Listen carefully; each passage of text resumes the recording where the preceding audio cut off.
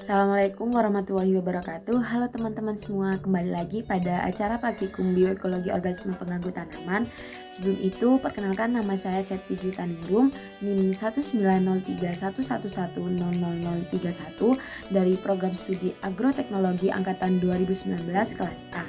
Pada praktikum kali ini adalah praktikum bioekologi organisme pengganggu tanaman acara yang ketiga dengan judul simptomatik. Pada praktikum kali ini saya memilih penyakit hawar yang diderita oleh tanaman talas. Baik, sebelum saya menjelaskan dan menunjukkan penyakit yang diderita pada tanaman talas ini merupakan tanaman tropis yang biasanya itu dimanfaatkan sebagai makanan pokok, terutama pada negara-negara berkembang. Nah, tanaman talas ini memiliki nama latin yaitu Colocasia esculenta. Nah, pada tanaman talas ini biasanya penyakit yang diserang itu adalah pada bagian daun. Penyakit ini dinamakan penyakit hawar. Penyakit hawar ini disebabkan oleh salah satu patogen. Patogen tersebut bernama Phytophthora colocaceae. Disimak baik-baik ya teman-teman. Di sini saya akan menjelaskan dan menunjukkan penyakit yang diderita pada tanaman talas ini. Nah, ini merupakan permukaan daun talas yang terserang penyakit. Penyakit yang menyerang talas ini disebut dengan penyakit hawar, di mana patogen yang menyerang pada penyakit hawar ini adalah Phytophthora colocaceae. Phytophthora colocaceae ini merupakan jenis patogen yang umumnya menyerang pada umbi rembat dan talas dan mempunyai kisaran inang yang terbatas. Selain itu, patogen jenis ini juga menghasilkan spora yang siap lepas pada air dan dapat menyebar oleh percikan hujan, tetapi tidak dengan angin. Infeksi penyakit ini biasanya dimulai dari cuping dan samping daun, di mana air sering tertampung. Seperti contohnya ini pada samping daun dan juga pada tengah daun. Luka infeksi ini akan menjadi semakin luas dan menjadi berwarna coklat gelap dengan garis tepi kekuningan.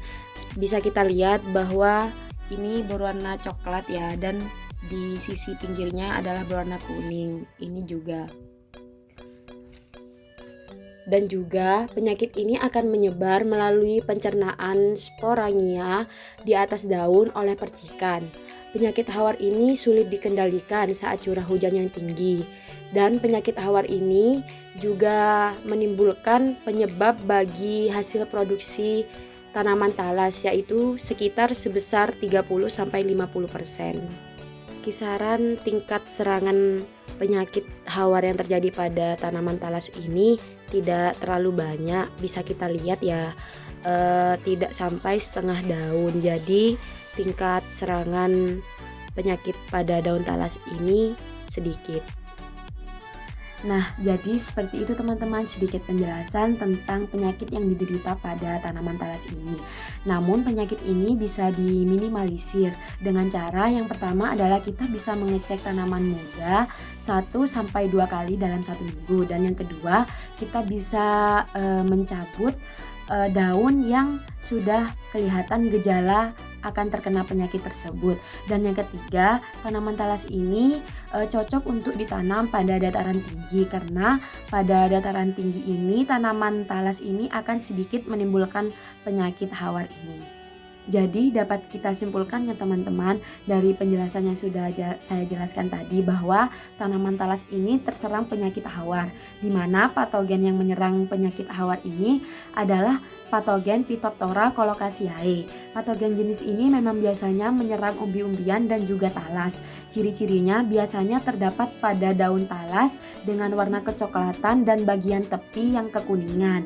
Nah, sekian penjelasan tentang penyakit tanaman dari saya. Apabila ada salah kata mohon dimaafkan. Semoga bermanfaat. Wassalamualaikum warahmatullahi wabarakatuh.